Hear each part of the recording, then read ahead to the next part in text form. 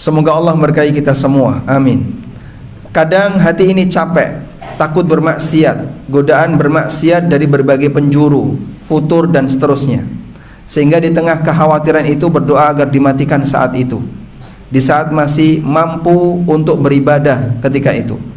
Sedangkan ana pernah dengar dalam hadis Nabi, kita dilarang untuk berdoa meminta kematian. Betul sekali ada sebuah hadis di mana Nabi sallallahu alaihi wasallam melarang kita untuk meminta kematian.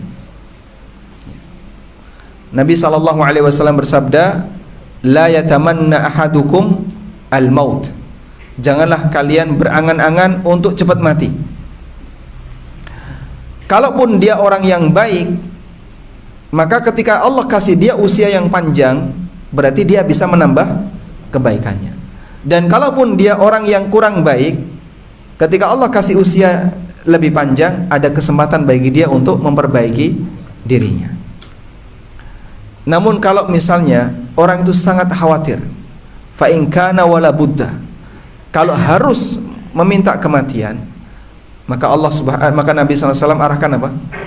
Digantungkan kepada ilmu Allah. Allahumma ahyini ma kanatil hayatu khairan li. Ya Allah, hidupkanlah aku, panjangkan usiaku kalau usia yang panjang itu lebih baik untukku. Wa tawaffani ma kanatil wafatu khairan li. Dan wafatkanlah aku kalau ternyata kematian itu lebih baik bagiku.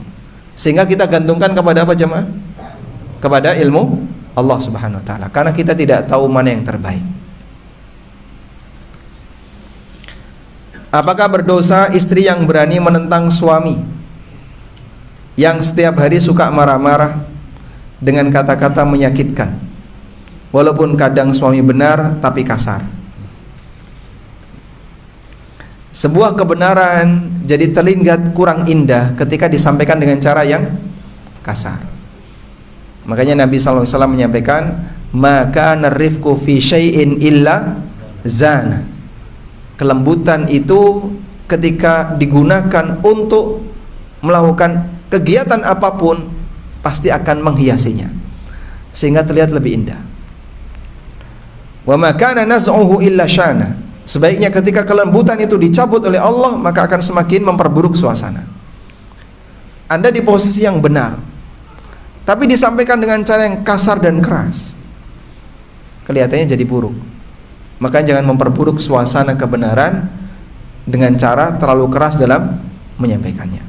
Tegas dengan keras itu dua hal yang berbeda ya. Kalau keras itu nggak pakai aturan, pokoknya yang penting disampaikan dengan cara kasar, keras. Kalau tegas itu kaitannya dengan masalah pelanggaran dan kedisiplinan. Disampaikan dengan cara yang lembut, dengan cara yang lunak. Tapi sebagai kepala rumah tangga, Anda bersikap tegas kepada istri dan anak. Ini ada aturannya ya. Kalau kayak gini tidak boleh. Ini aturannya, jika ada pelanggaran, konsekuensinya seperti ini.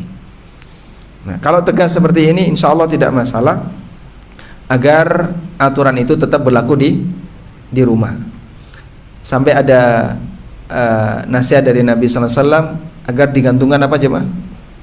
Cambuk di rumah. Tujuannya apa? Untuk menjaga ketegasan, biar rumah ini berlaku hukum, tidak diberlakukan semaunya bagi penduduk, bagi penghuninya, baik bagi suaminya sebagai kepala rumah tangga maupun bagi istri dan anaknya.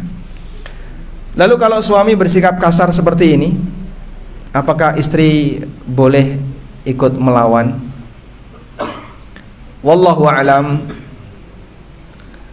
Memang dalam interaksi suami istri, sang istri diminta untuk taat kepada suami, tapi ini ada batasnya. Karena itu yang kami pahami dalam Uqudul Lajjin karya An-Nawawi Al-Bantani disebutkan sebuah riwayat Umar bin Khattab pernah dimarahi oleh istrinya, sampai ketika ada orang yang datang mau konsultasi sama Umar, balik arah karena mendengarkan omelan istrinya kepada Umar. Amirul Mukminin dipisai bojone. Akhirnya dia balik arah.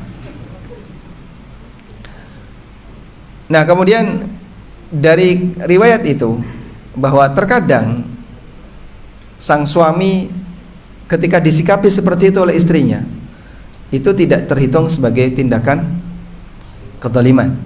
Tidak terhitung sebagai tindakan kezaliman. Ya meskipun ini bukan mengarahkan ya. Berarti engkau nek sampai rumah tak kono ngono. Bukan. Kita tetap meminta jadikan suasana kelembutan dalam rumah tangga. Jika cara ibu seperti ini bisa membuat suami itu jadi lebih tenang ya, jadi lebih jadi nggak semena-mena dalam memberikan perintah kepada istrinya atau menyampaikan sesuatu kepada istrinya, lalu Anda sikapi misalnya disikapi murung ya, atau jadi sedikit nggak nurut agar suaminya itu berubah. Jika memang itu tujuannya untuk edukasi, silahkan. Jika tujuannya untuk edukasi, biar suaminya tahu ya bahwa marah seperti ini juga nggak benar. Wallahu a'lam.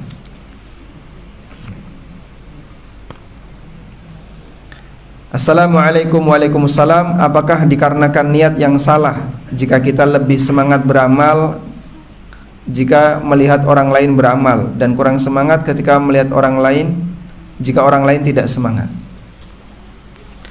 Jika yang dimaksud bahasanya Anda terpengaruh dengan motivasi semangatnya orang lain, sehingga ketika orang semangat Anda ikut semangat, ketika orang tidak semangat Anda ikut-ikutan tidak semangat. Yang kami pahami ini tidak termasuk riya. Ini tidak termasuk riya. Hal yang lumrah, pujian yang diberikan oleh para ulama terhadap kota Mekah, mereka itu lebih semangat beramal saat berada di Masjidil Haram. Kenapa? Orang pada semangat untuk beramal, jadi dia termotivasi untuk itu. Dan itu disampaikan oleh para ulama dalam pujian mereka terhadap kota Mekah. Ibnu Qayyim misalnya, beliau memberikan pujian terhadap Masjidil Haram.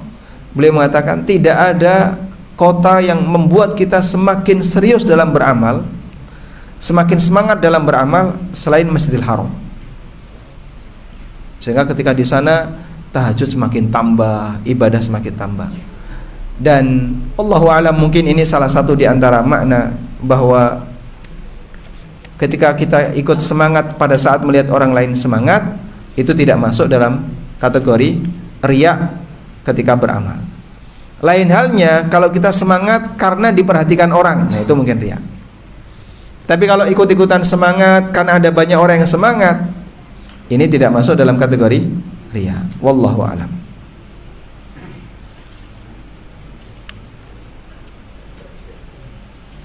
Assalamualaikum. Waalaikumsalam. Saya sudah bercerai dengan istri karena saya memilih Islam. Namun anak ikut mantan istri. Apakah masih boleh menafkahi anak? Berarti istri non muslim. Anak tetap anak meskipun beda agama. Dan tanggung jawab orang tua adalah memberikan nafkah kepada anak karena status dia sebagai anaknya. Wal waladu minhu wal waladu min kasbihi, dan anak itu bagian dari usaha orang tua. Sehingga kewajiban ini wallahu alam yang saya pahami tidak hilang. Bedakan antara bertahan pada agama asal dengan orang yang murtad. Kalau orang yang murtad dalam Islam itu dianggap sudah tidak ada. Dianggap tidak ada. Karena hukuman bagi orang yang murtad itu apa? Hukumannya apa? Dibunuh. Sehingga karena kita tidak mungkin bisa menerapkan hukum itu, maka kalaupun dia masih hidup dianggap tidak ada. Sehingga kalau anak murtad maka dianggap tidak ada. Tapi kalau dia dari agama asal, lalu Anda yang masuk Islam sementara keluarga Anda masih di agama asal, ini bukan terhitung orang yang murtad. Dan anak tetap anak. Wallahu a'lam. Apakah dibenarkan ketika kita membaca iyyaka na'budu wa iyyaka nasta'in, kita dianjurkan untuk berhenti agar banyak berdoa di situ? Kami tidak punya dalil tentang ini, sehingga tidak dianjurkan untuk berhenti. Maka tetap dibaca sebagaimana normalnya. Dan dalam tafsir yang disampaikan oleh para ulama, iyyaka na'budu wa iyyaka nasta'in adalah inti dari Al-Fatihah untuk memberikan motivasi bagi kita bahwa tujuan Allah ciptakan kita adalah beribadah, dan kita tidak mungkin bisa mewujudkannya kecuali dengan pertolongan dari Allah Subhanahu wa taala. Wallahu taala alam, wa sallallahu ala nabiyyina Muhammadin wa ala alihi wa sahbihi wa sallam, wa akhiru da'wana alhamdulillahi rabbil alamin. Subhanakallahumma wa bihamdika asyhadu an la ilaha illa anta astaghfiruka wa atubu ilaik. Wassalamualaikum warahmatullahi wabarakatuh.